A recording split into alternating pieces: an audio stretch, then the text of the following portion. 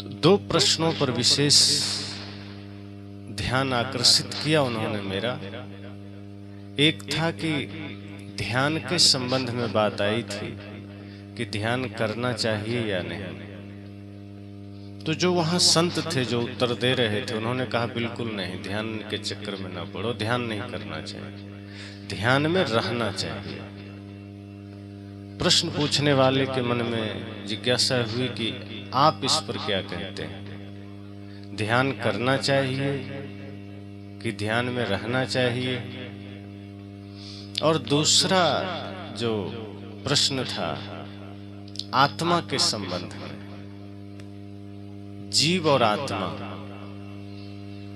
कि पारक सिद्धांत में जीव शब्द की मान्यता है, आत्मा की नहीं है। तो आत्मा अलग है क्या? और क्या संतों को आत्मा के और जीव के नाम पर उलझना चाहिए क्या? तो सर्वप्रथम हम ध्यान पर चर्चा करते हैं। अब जैसे ये बात आई कि ध्यान करने की जरूरत नहीं है, ध्यान में रहने की जरूरत है, तो सीधी सी बात मैं कहूं, ये तो ऐसा ही है जैसे कोई कहे भोजन बनाने की जरूरत नहीं है, सिर्फ खाने की जरूरत है। अब ये संभव कैसे होगा? और ये ऐसा ही है जैसे कोई कहे मोबाइल चार्ज करने की जरूरत नहीं है, सिर्फ चलाने की जरूरत है। तो ध्यान करने का अर्थ यहां है कि ध्यान में रहा कैसे जाए, उस प्रक्रिया को जानना है। डायरेक्ट कोई ध्यान में कैसे रह सकता है? इतना सरल तो नहीं है। शब्द निरंतर मनुआ राता, मलिन वासना त्यागी, उठत बैठत कबो न छूटी ऐसी तारी लागी। जब सदगुरु कबीर इस बात पर जोर देते हैं कि सोते जागते उठते बैठते ध्यान में रहना है, तो ये रहने की अवस्था आएगी कैसे, ये भी तो विचारना होगा। ध्यान में रहा कैसे जाए, इस पर विचार करना है। और ध्यान में रहने का अर्थ क्या है? पहले तो हम यही जान लें कि ध्यान क्या है। पूर्ण होश में जीने की कला को ध्यान कहते हैं। पूर्ण जागृत अवस्था, पूर्ण जागृति, पूर्ण होश, यह ध्यान है और कुछ नहीं। आंख बंद करना ध्यान नहीं है, ये सत्य है कि सिर्फ आंख बंद करना ध्यान नहीं है। किसी नाम का जाप करना ध्यान नहीं है। ध्यान है पूर्ण होश में जीना, अर्थात आप अपने आप का दृष्टा बन सके, आप अपने आप का साक्षी बन सके, ये ध्यान है। अब अपने का दृष्टा बनने का भी अर्थ क्या है? जैसे अभी हम किसी और के मन को देखते हैं, हम किसी और के जीवन को देखते हैं कि वो आदमी चोर है, वो आदमी साधु है, वो आदमी धनी है, वो आदमी गरीब है, वो आदमी कुछ कह रहा है, वो आदमी कुछ सुन रहा है, उसके पास गाड़ी है, बंगला है, उसके पास मोबाइल है, हम देख रहे हैं। ये हुआ दूसरे को देखना कि दूसरा आदमी लोभी है, दूसरा आदमी क्रोधी है, अर्थात हम उसको देख रहे हैं कि उसके भीतर क्रोध है, कि उसके पास गाड़ी बंगला है। लेकिन अपना दृष्टा होने का मतलब यह है कि हम अपने मन के बारे में जानने लगे कि ये मन हमारा लोभी है, मन क्रोधी है, मन कामी है, मन लालची है। और जिस दिन हम अपने मन का दृष्टा बन जाएंगे, समझ लो ध्यान वहीं शुरू हो गया। अभी हम दूसरों को देखते हैं। तो साक्षी भाव का मतलब है कि जो विचार हमारे भीतर बह रहे हैं, हम उसे देखना शुरू कर दें। जो विचार हमारे भीतर चल रहे हैं, उसे देखना, ये दृष्टा भाव है, साक्षी भाव है। पूर्ण होश में जीना, ये ध्यान है। और पूर्ण होश में जीना इतना सरल तो नहीं कि बिना कुछ किए जिया जा सके। अब देखिए, आप साधारण सी बात में बता रहा हूं। आप लोग भोजन करते हैं, तो कई बार ऐसा आता है कि आपके थाली में भोजन आ गया और आप आधी थाली भोजन खत्म कर चुके हैं, और उसी समय कोई पूछता है कि जरा बताना नमक कैसा है, तो आप तुरंत नहीं बता पाते हैं। आप कहते रुको फिर एक और खा के बताते हैं। आधी थाली आप खत्म कर चुके, ध्यान कहां था? बेहोशी में खा रहे थे ना। अगर होश में होते तो आप झट से कहते हाँ नमक बड़ा बढ़िया है, लेकिन अक्सर ऐसा होता है कि आप आधा खा लेते और अचानक कोई पूछ दे नमक कैसा, आप कहते अच्छा रुको एक बार टेस्ट कर ले। मतलब अब तक जो आपने खाया वो बेहोशी की अवस्था थी, आप मौजूद नहीं थे, आप मूर्छित थे।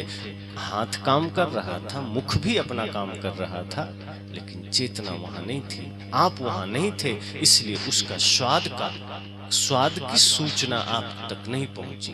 शरीर अपना काम कर लिया, यही बेहोशी की अवस्था है। कई बार आप कहते हैं ओह क्या कहें, गाली तो नहीं देना था लेकिन पता नहीं कैसे मुख से निकल गई। मतलब उस वक्त आप बेहोश थे, तभी गाली निकल गई। कई बार आप कहते हैं क्रोध तो नहीं करना था, पता नहीं कैसे क्रोध निकल गया, कैसे क्रोध हम कर बैठे, मतलब आप बेहोश थे। इसी को बेहोशी कहते हैं कि जो ना चाहो वो हो जाए आपसे, यही मूर्छा की अवस्था है। आप कहते हैं बहुत कोशिश करते हैं, पता नहीं कैसे साथियों के साथ बैठते हैं तो तंबाकू खा लेते हैं, वही बेहोशी की अवस्था है। होश में न कोई गाली दे सकता है, होश में ना कोई शराब पी सकता है, होश में ना कोई झूठ बोल सकता है, होश में ना कोई उद्वेगित हो सकता है। ये सारे विकार बेहोशी में जागृत होते हैं। तो पहली बात तो ध्यान पूर्ण होश में जीने की कला है, और वो होश 24 घंटे आएगा कैसे? साधारण बात है कि ऐसे आ जाएगा? बड़े बड़े दिन से साधना करने वालों को भी किसी किसी बात पर तुरंत उद्वेग और क्रोध आ जाता है, तो कैसे ध्यान में रहा जाए?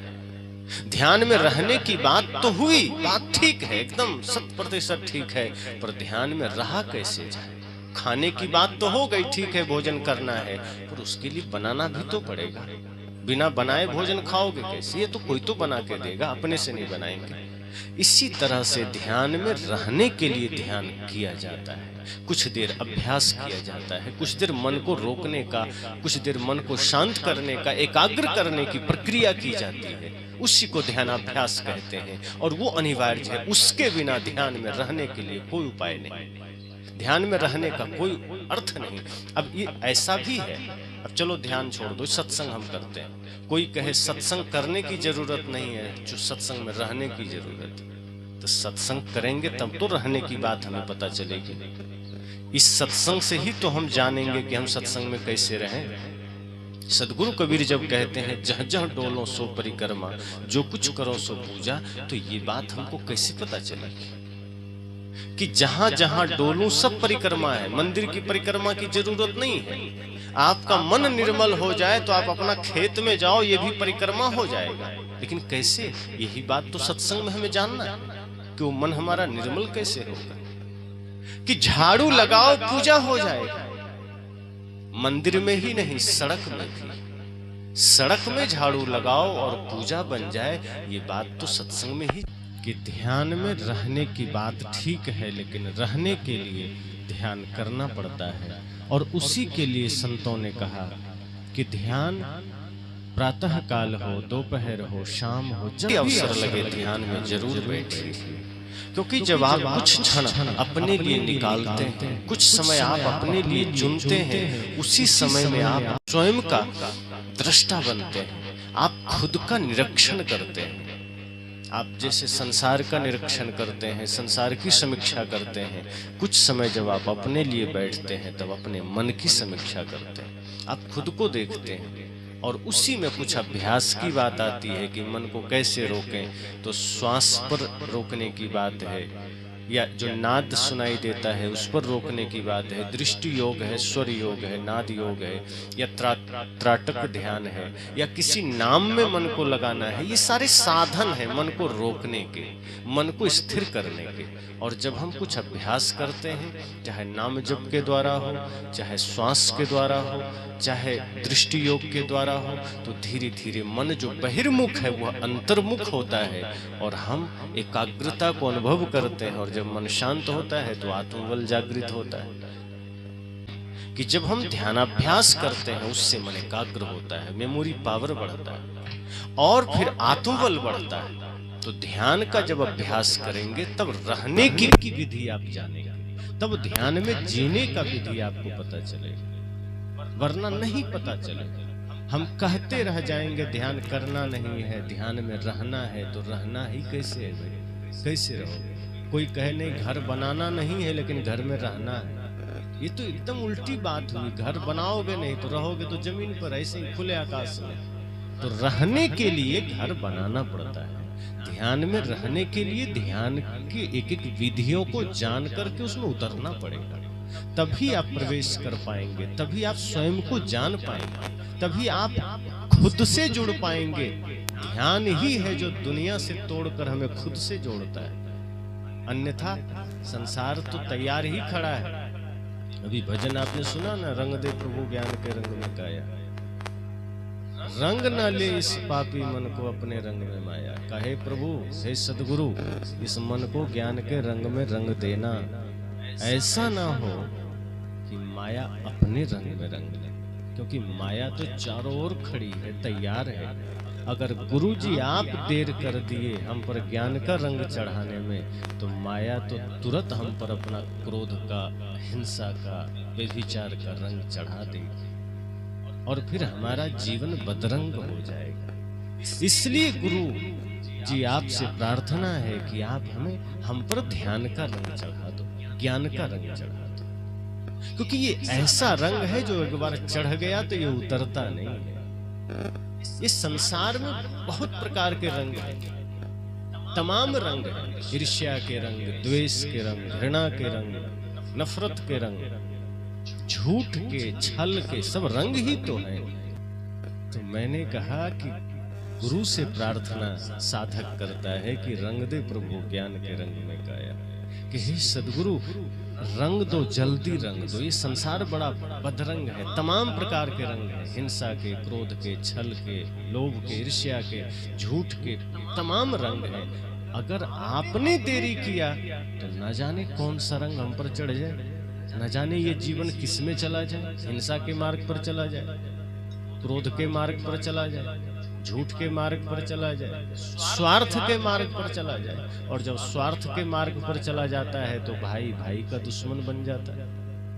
देखते नहीं, एक ही माँ बाप से जन्म लेने वाला भाई बाल्यकाल में एक साथ खेलता है, पलता है, बढ़ता है, एक ही थाली में भोजन करता है, लेकिन जैसे ही बड़ा होता है स्वार्थ इतना बढ़ जाता है कि छोटे छोटे जमीन और धन के टुकड़ों के लिए अपने भाई को ही बेघर कर देता है या बंटवारा कर लेता है, और बहुत हुआ तो 1 इंच जमीन के लिए मुकदमा भी कर देता है।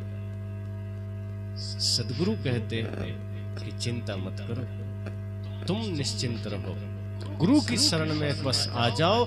गुरु तो मैंने कहा कि जब तक गुरु की कृपा हम पर होगी कि गुरु हम पर ज्ञान का रंग चढ़ा दे,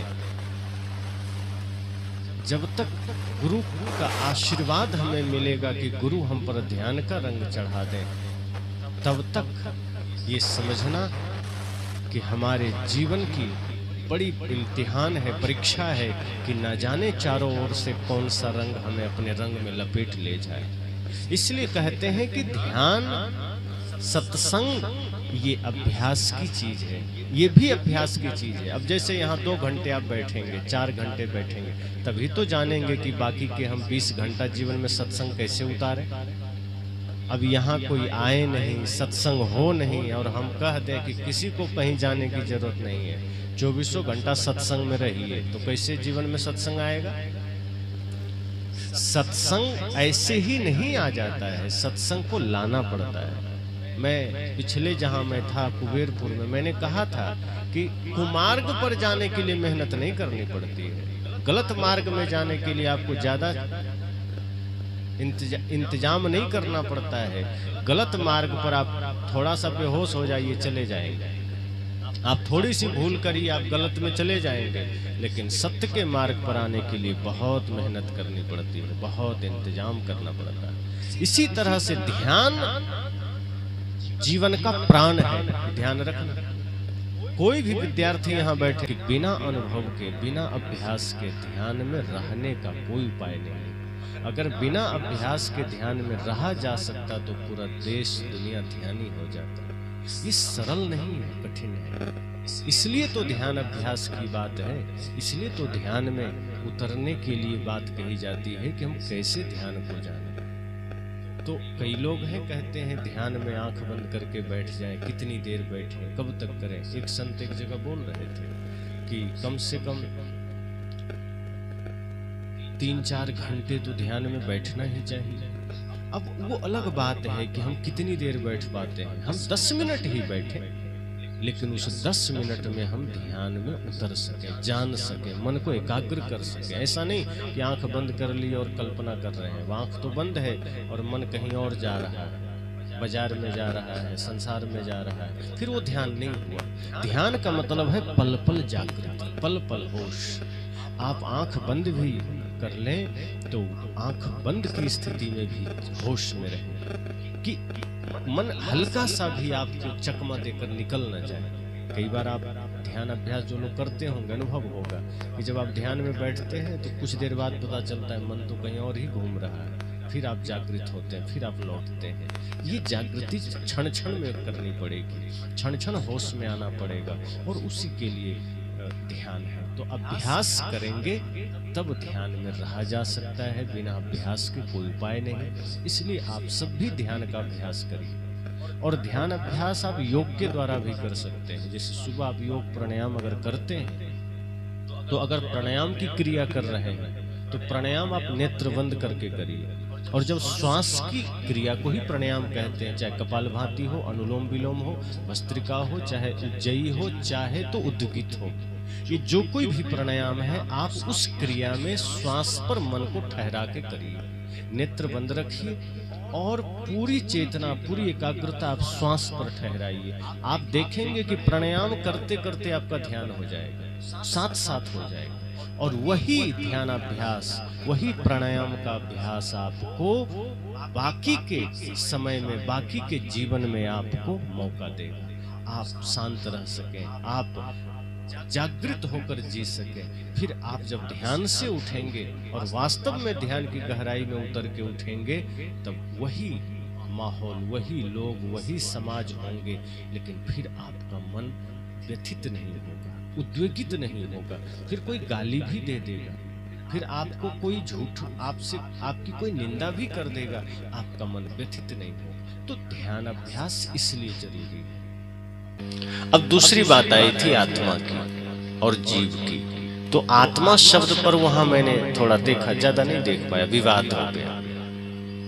हालांकि हमारे कबीर पंथ के बड़े ही उच्च कोटि के संत, सम्मानित संत हैं, श्रद्धेय पूजनीय श्री अमोही साहेब जी ने, मैं उनका वक्तव्य सुना, उन्होंने बड़ी अच्छी बात कही कि क्यों इस पर झगड़ते हो, इस पर क्यों विवाद करते हो। अरे पर्यायवाची शब्द है, जीव कहो, आत्मा कहो, सब एक ही है, क्यों विवाद करना। पर जो दूसरे संत मान ही नहीं रहे कि नहीं, कैसे मान लेंगे, निर्णय में नहीं उतरता। तो कौन सा निर्णय, किसी का निर्णय कौन करेगा।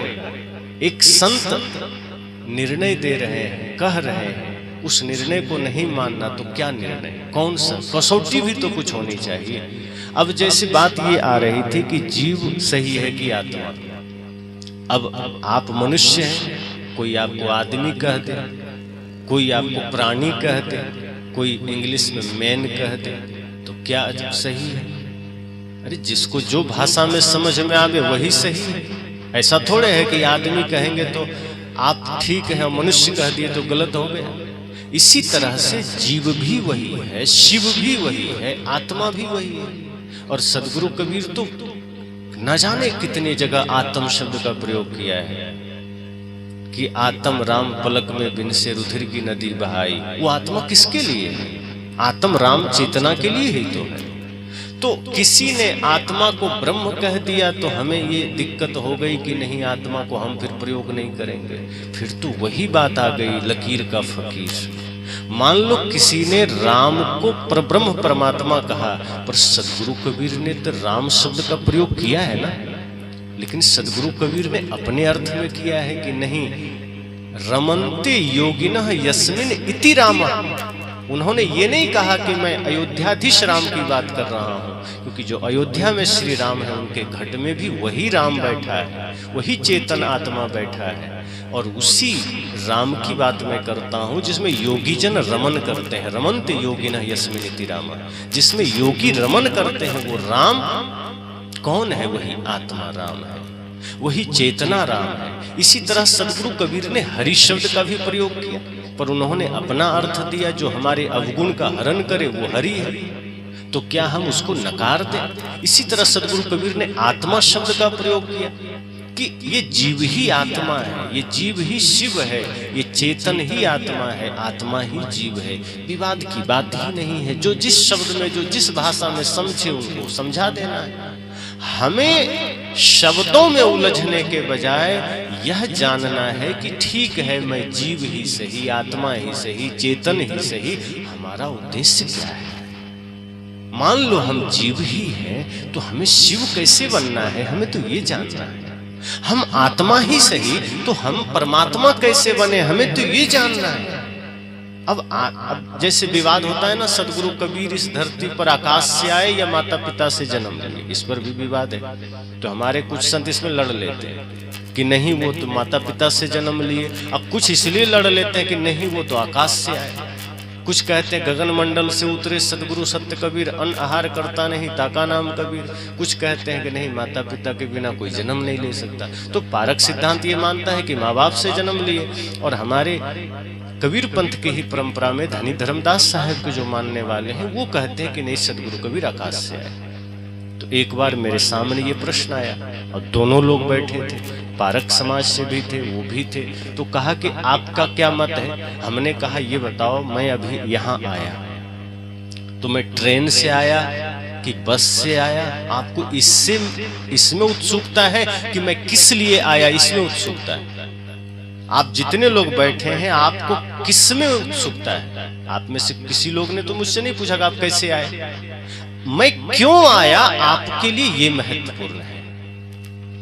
मैं आपके लिए कुछ बातें कहने आया हूँ, कुछ सत्य की चर्चा करने आया हूँ, ज्ञान की चर्चा करने आया हूँ। मैं कैसे आया, कहाँ उतरा, ये इससे क्या लेना देना। अगर सदगुरु कबीर साहब के बारे में मान लो हम जान लेंगे कि वो माँ बाप से ही आए, तो क्या बन जाएगा। और अगर किसी ने कह दिया आकाश से ही आए, तो क्या बिगड़ गया हमारा। क्यों उसमें जाने, हम उलझने के सिवा कुछ इससे कर क्या पाएंगे, और किसको समझा लेंगे ऐसा बोल के। विवाद ही तो खड़ा होगा। मैं कहा मुझे नहीं पता वो कैसे आए, जन्म लिए आकाश से आए, ठीक है आकाश से ही आए, तो करना क्या ये तो बताओ। कबीर साहब इस धरती पर किस लिए आए ये तो जरूरी है ना, ये जानो। सदगुरु कबीर इस धरती पर मनुष्य के उद्धार के लिए आए।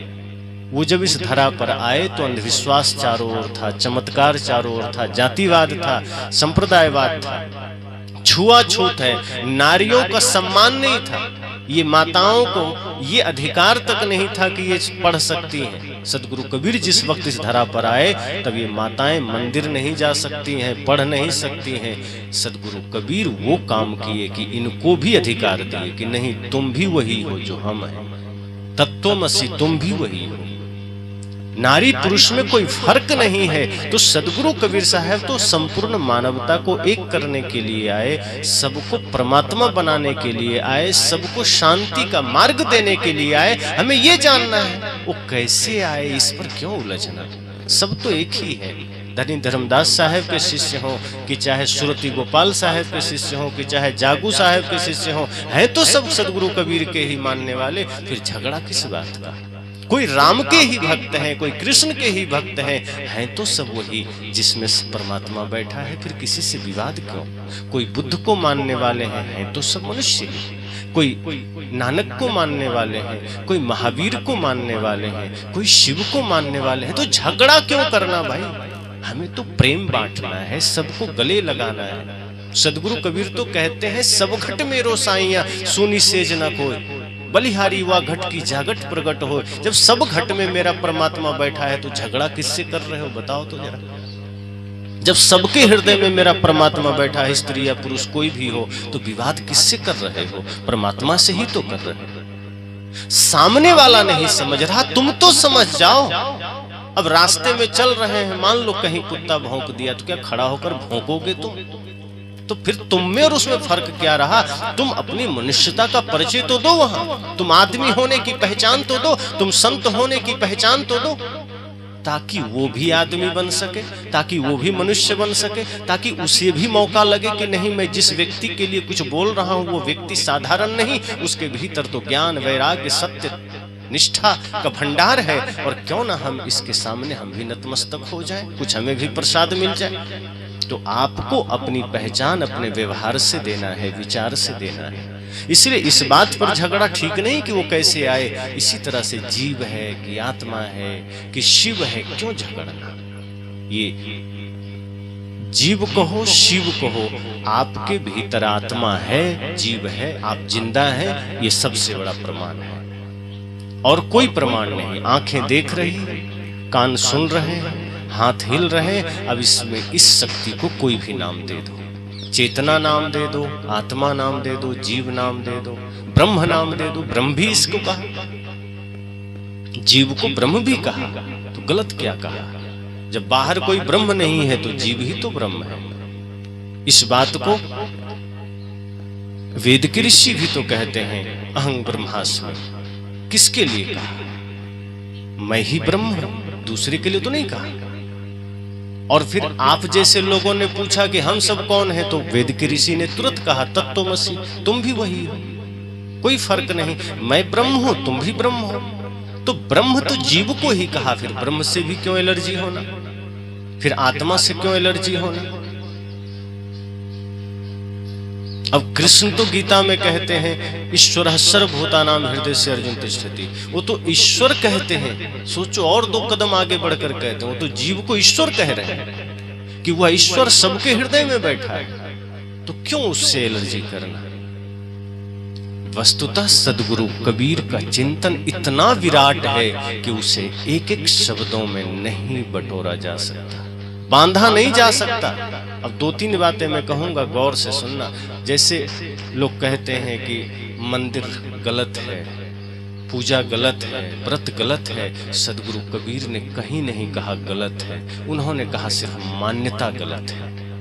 वे कभी नहीं कहते मंदिर मत जाओ, वे कहते हैं नहीं, मैं इतना कहता हूं कि तुमने जिस मंदिर को बनाया है ईंट पत्थर सीमेंट का, उसमें बैठ करके जो तुम अपने आप को बनाते हो पुजारी, और बाहर निकल करके जो तुम बन जाते हो दूसरों को छलने वाला, ठगने वाला, धोखा देने वाला, बस इस दूरी को मिटा दो।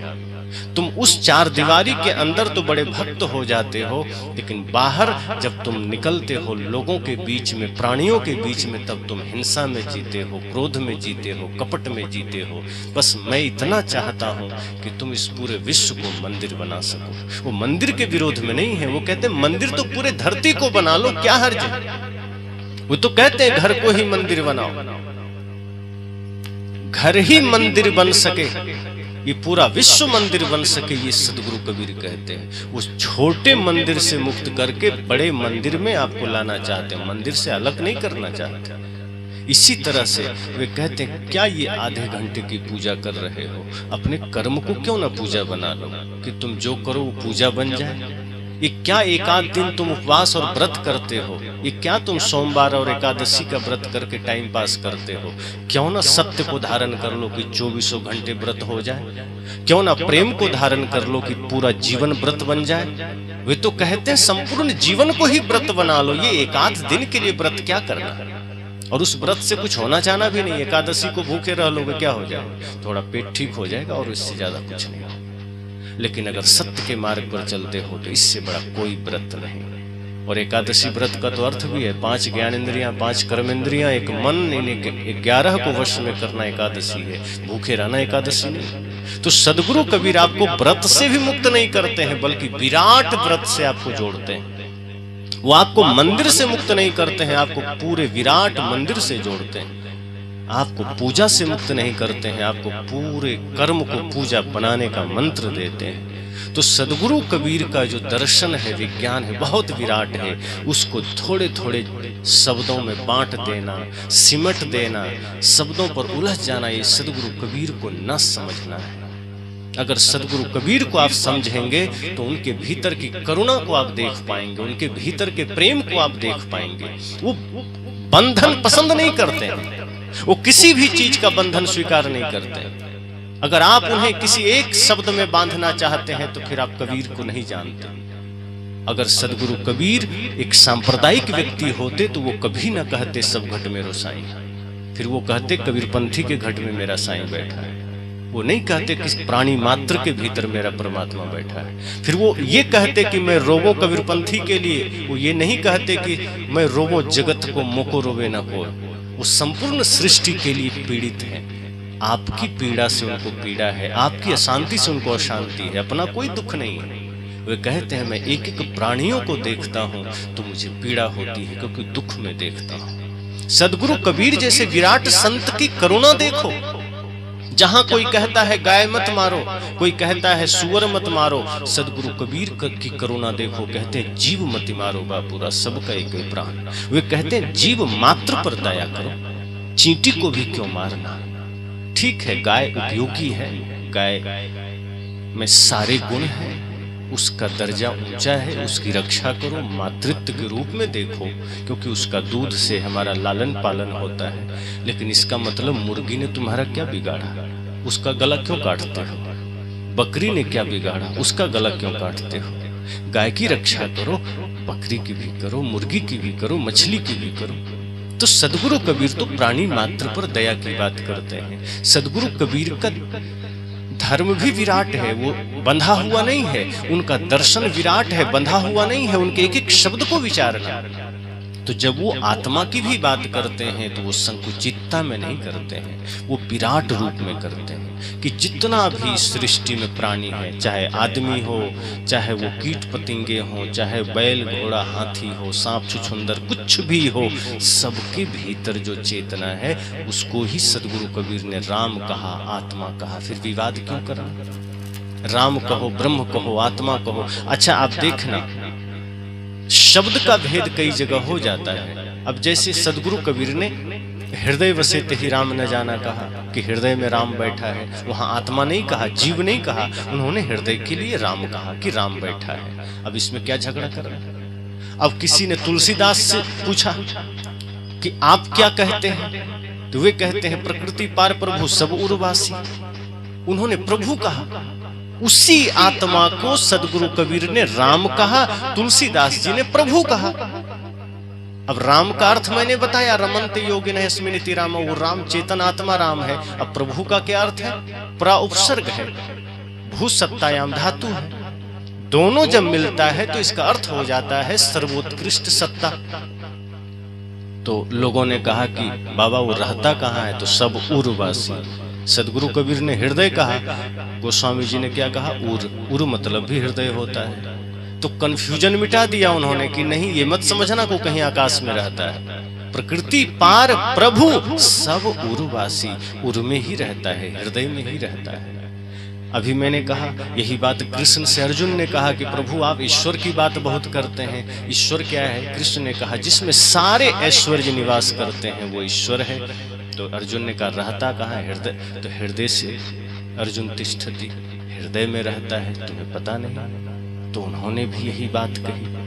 अब इसमें कंफ्यूजन पैदा करने की आवश्यकता नहीं है। इससे क्या है कि हमारे भक्त समाज में या हमारे जनमानस में लोग कंफ्यूज होते हैं कि संत अलग अलग बात करते हैं। सच तो यह है कि आत्मा कह लो, जीव कह लो, ब्रह्म कह लो, शिव कह लो, सब उसी चेतन शक्ति का नाम है, उसी का पर्यायवाची शब्द है। उलझने की कोई आवश्यकता नहीं है। बस करना क्या है? हमें अपने जीवन में मन वचन कर्म को निर्मल करना है उसी सत्ता के आलोक में। और उपनिषद के ऋषि ने भी इस पर कहा कि तुम बाहर उलझने की चेष्टा मत करो।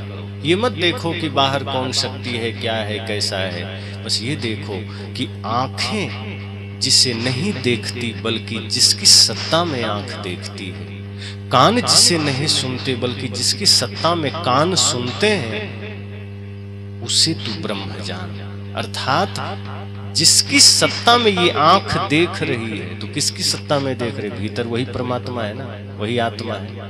जीव निकल जाए तो आंख तो रहती है, कहाँ कोई देखता है? जब कोई आदमी मर जाता है तो हम क्या कहते हैं, आंख भी है, नाक भी है, कान भी है, लेकिन ना नाक काम करता है, ना कान काम करता है, ना आंखें काम करती हैं। क्यों? क्योंकि जिसके थ्रू आंखें देखती थी वो आत्मा निकल चुका है, वो परमात्मा निकल चुका है, वो ब्रह्म निकल चुका है। अब ब्रह्म भीतर नहीं है तो आंख तो पड़ी है, पर आंख कैसे देखेगी? क्योंकि वो देखती नहीं है, वो किसी की सत्ता में देखती है। गाड़ी चलती नहीं है, कोई चलाता है, तो गाड़ी चलाने वाला कौन है उसे जानना है। इस शरीर को कौन चला रहा है? इस शरीर को आत्मा चला रहा है, उसी आत्मा को जानना है। तो सदगुरु कबीर के अगर विचारों को हम जानते मानते हैं तो ये छोटे छोटे शब्दों में उलझने का अर्थ है सदगुरु कबीर को ना जानना। सदगुरु कबीर का दर्शन बहुत विराट है, बहुत विशाल है, सारा दर्शन समाहित हो जाए। इसलिए हम सबको भी उतना ही विराट बनना होगा, हमारे भीतर भी उतना ही विशालतम हृदय होना चाहिए कि हम सबको समाहित कर सकें। हम छोटे छोटे चीजों में संप्रदाय खड़ा कर लेते हैं, छोटे छोटे शब्दों में संप्रदाय खड़ा कर लेते हैं। यही काम तो संसार में हो रहा है, लोग सांप्रदायिक होते जा रहे हैं। जहां सदगुरु कबीर कहते हैं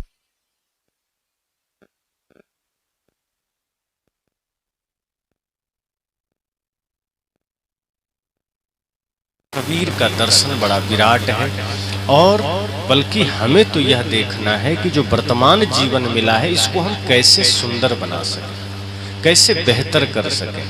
ये समय मिला है, उलझते उलझते समय चला जाएगा, बाद में हमको लगेगा कि समय सब धोखे में खो दियो, जन्म सब धोखे में बीत गयो, फिर पछताए हो तो क्या जब चिड़िया चुग गई खेत। तो अभी वर्तमान समय मिला है, ये समय का उपयोग मनोविकारों से मुक्ति में करिए।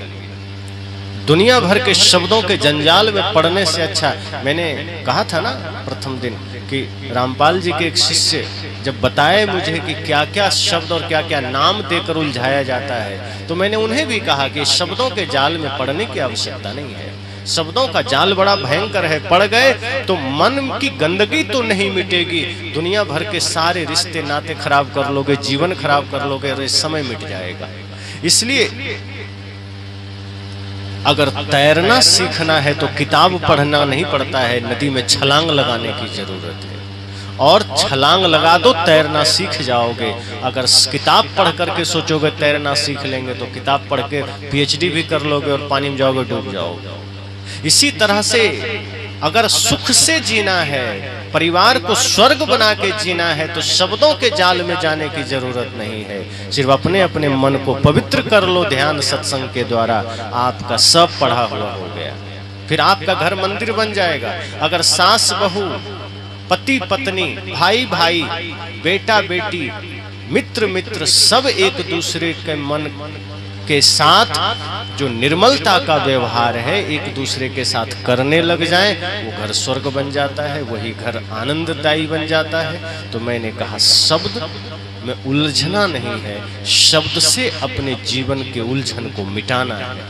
अगर शब्द ही उलझन का कारण बन जाए, ज्ञान ही आपके जीवन के लिए समस्या का कारण बन जाए, तो फिर वो ज्ञान किस काम का?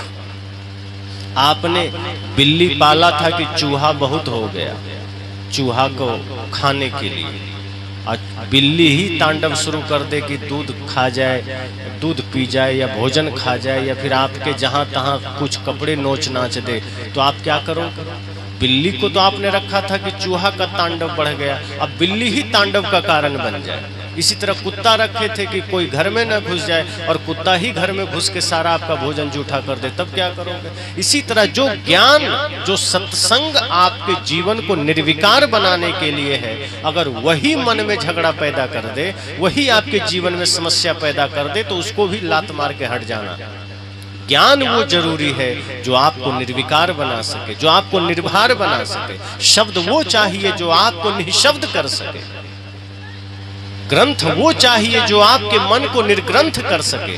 वो ग्रंथ नहीं चाहिए जो और उलझा दे, जो जाल में फंसा दे। इसलिए अभी आपने भजन सुना था कि रंग दे प्रभु ज्ञान के रंग में गाया। हे सदगुरु ज्ञान के रंग में रंग देना, वरना माया रंग देगी। अगर समय रहते नहीं जागे तो ये माया किसी भी रूप में आपको छल सकती है। धन के रूप में छल लेगी, रूप के रूप में छल लेगी, यहाँ तक शब्द के रूप में भी छल सकती है, सिद्धांत के रूप में छल सकती है। दुनिया भर के जो कुछ भी छलावा के रूप में आपके जीवन में है, सब माया का ही तो रूप है। गो गोचर लग जहमन जाई, सो सब माया जाने भाई। जो कुछ भी इंद्रियों से परखने में आवे सब माया है, और उसके बहकावे में आ गए तो फंस गए। इसलिए साधक कहता है सद्गुरु कृपा करना, माया हमारे मन को रंगे उससे पहले भक्ति का रंग चढ़ा देना, ज्ञान का रंग चढ़ा देना। क्यों? क्योंकि इसी रंग से कल्याण हो सकता है, ज्ञान के ही रंग से कल्याण होगा, भक्ति के ही। अपने अपने जीवन पर भक्ति का रंग चढ़ाओ, ज्ञान का रंग चढ़ाओ। अन्यथा माया रंग लेगी तो कोई छुड़ाने वाला नहीं मिलेगा। माया ने रंग में रंगा तो फिर कोई उपाय नहीं है। इसलिए ज्ञान का रंग जरूरी है, भक्ति का रंग जरूरी है। संसार का तो कई रंग है, काले पीले रंगों का है मेला ये जग सारा। इस दुनिया के सभी रंगों से तेरा रंग है न्यारा। इस दुनिया में जितने भी रंग है, ज्ञान का रंग, सद्गुरु का कृपा का रंग सबसे अलग है। और जिनको लागा ये रंग ये तेरा, कोई उतार ना पाया। कोई धनवान निर्धन हो जाता है, कोई रूपवान कुरूप हो जाता है, कोई राजा रंक हो जाता है, प्रधानमंत्री एक दिन कुर्सी छोड़ देता है। लेकिन आपने कभी सुना है कोई विद्वान मूर्ख हो गया? कोई उच्च स्थिति में पहुंचा हुआ साधक एक दिन पूरा एकदम बर्बाद हो गया? नहीं। जो ज्ञान की स्थिति में आ गया, जो सत्य को पा गया, वो फिर अपनी स्थिति से कभी नहीं डिगता। जिस पर भक्ति का रंग चढ़ गया, चाहे माता शबरी हो चाहे मीरा हो, जिन पर भक्ति का रंग चढ़ गया, फिर उनके सामने सारा दुनिया का धन वैभव फीका पड़ जाता है। तो जिनको लागा रंग ये तेरा, कोई उतार न पाया। अंत में साधक कहता है हम क्या जाने भक्ति रंग में मन कैसे रंग पाए, हमें क्या पता भक्ति में मन को कैसे रंगे, क्योंकि चारों तरफ तो इतना जंजाल है कि समझ नहीं आता है भक्ति में मन को कैसे लगाए। इसलिए हे सद्गुरु आप ही कृपा करना। हम तो निर्धन हैं, और निर्धन कौन है? जिसके पास छत नहीं है वो नहीं है निर्धन। यहाँ निर्धनता की बात इस रूप में नहीं है कि हमारे पास सोना चांदी या रुपया पैसा नहीं है। यहाँ निर्धनता की बात इसमें है कि हमारे जीवन में अगर प्रेम और भक्ति नहीं है तो हमसे ज्यादा दरिद्र और कोई नहीं है, निर्धन और कोई नहीं है। करोड़ों अरबों की दौलत होगी हमारे पास, लेकिन अगर भक्ति नहीं, प्रेम नहीं, सत्य नहीं, तो हमसे ज्यादा गरीब और कोई नहीं। अमीरी इस बात से है कि हमारे भीतर प्रेम होना चाहिए। तभी तो सदगुरु कबीर कहते हैं चाह गई चिंता मिट्टी मनुआ बेपरवाह, जिनको कुछ नहीं चाहिए वो ही साहंसा। ये नहीं कहते कि यहाँ लाखों करोड़ों अरबों कमाने वाला साहंसा है। सदगुरु कहते हैं जिसको कुछ नहीं चाहिए, कुछ भी नहीं, बाहर संसार चाहिए ही नहीं, वो साहंसा है, वो सम्राट है। अर्थात जिसको प्रेम है, जिसके हृदय में प्रेम है, करुणा है, सत्य है। तो सदगुरु से यही प्रार्थना है कि हे सदगुरु हमारे जीवन पर प्रेम का रंग चढ़ा देना, भक्ति का रंग चढ़ा देना, ज्ञान का रंग चढ़ा देना। और जब यह रंग चढ़ जाता है तो यह रंग आपको आनंद से भर देता है। जैसे कभी मीराबाई इसी रंग में रंग करके, प्रेम के रंग में रंग के, भक्ति के रंग में रंग के आनंदित हो गई। शबरी इसी रंग में रंग करके आनंदित हो गई। फिर उसके पास इतना भक्ति का धन आ गया कि उससे ज्यादा फिर कोई और धन ही नहीं रहा। इसीलिए हम सब भी यही चेष्टा करें, शब्दों के जाल, माया के जाल एक ही बात है। माया भी हमें जाल में फंसाती है तो शब्द का डोरा डालकर भी फंसाती है। तो शब्दों के जाल से भी मुक्त होना है, व्यर्थ की बातों से भी मुक्त होना है, यथार्थ को समझना है, सत्य को समझना है। और यह ध्यान रखना है कि जीवन थोड़ा है, कभी भी किसी से बिछुड़ना हो सकता है। जो समय हमें मिला है यह सिर्फ और सिर्फ अपने मन का दृष्टा बनने के लिए मिला है, सिर्फ और सिर्फ आत्मचिंतन के लिए मिला है, अपना निरीक्षण करने को मिला है। मेरे मन में कोई दोष है, मेरे जीवन में कोई दोष है, इसे मिटाने के लिए जीवन मिला है। दूसरे के जीवन में क्या है ये ताका झांकी करने के लिए नहीं मिला है, क्योंकि दूसरे के जीवन में दोष देख भी लेंगे तो क्या कर लेंगे, वो ठीक तो होने वाला नहीं, उल्टा दोष देखते देखते आपका मन दोषी बन जाएगा। इसलिए सदगुरु कहते हैं किसी का दोष न देखना, दूसरे का कुछ भी मत देखना। कोई चोरी भी करता है तो आप यह सिर्फ प्रेरणा लेना कि मुझे चोरी नहीं करना है। कोई क्रोध करता है, आप सोचना कि मुझे क्रोधी नहीं बनना है। क्रोधी व्यक्ति से भी यही प्रेरणा लेना, न कि उसकी बुराई करते जाना। हाँ, आप एक सामाजिक व्यक्ति हैं, समाज में कोई बुरा कर रहा है, कानूनी रूप से कुछ व्यवस्था करिए, अनुशासन करिए ताकि समाज में शांति बनी रहे। लेकिन व्यक्तिगत जीवन में बार बार किसी की बातों का ले लेकर के अगर मन को व्यथित करेंगे तो मन बुरा बनेगा, विचार बुरा बनेगा और एक दिन पूरा जीवन बुरा बन जाएगा। और दूसरों का दोष देखते देखते, बुराई देखते देखते अपना ही जीवन बुरा बन जाएगा। इसलिए सजग होना है कि हमें ध्यान के द्वारा, आत्मचिंतन के द्वारा, सत्संग के द्वारा ध्यान में रहने की कला जानना है। 24 घंटे सत्संग में रहने की कला जानना है। अभी तो आप सत्संग में बैठे, 4 घंटे बैठ के चल देंगे। हमें इसी सत्संग से यह जानना है कि हम सत्संग में बैठ गए, सत्संग हम में कैसे बैठेगा। क्योंकि हम तो यहाँ बैठे, पर अगर सत्संग हमारे अंदर ना बैठा तो फिर बैठना बेकार हो जाएगा। इसलिए आपका बैठना ठीक है, पर जिस दिन सत्संग हृदय में बैठ गया, समझना आप जहाँ हैं वही सत्संग है। जिस दिन ध्यान आपके भीतर बैठ गया तो जहाँ है वही ध्यान है।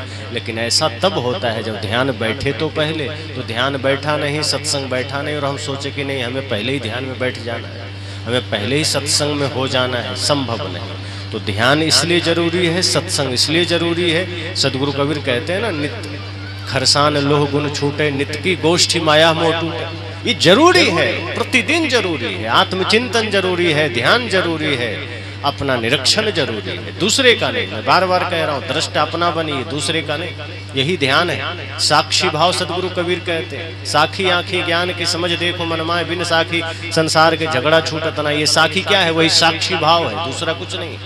साखी का अर्थ ही है साक्षी होना, अपना साक्षी होना, दूसरे का नहीं। आपका मन क्या करता है, इसका दृष्टा बनना। आपका विचार क्या करता है, इसका दृष्टा बनना। तो जब ऐसा करेंगे आप ध्यान में उतरने के योग्य भी बन जाएंगे, ध्यान में रहने भी लगेंगे। इसी के साथ वाणी को विराम।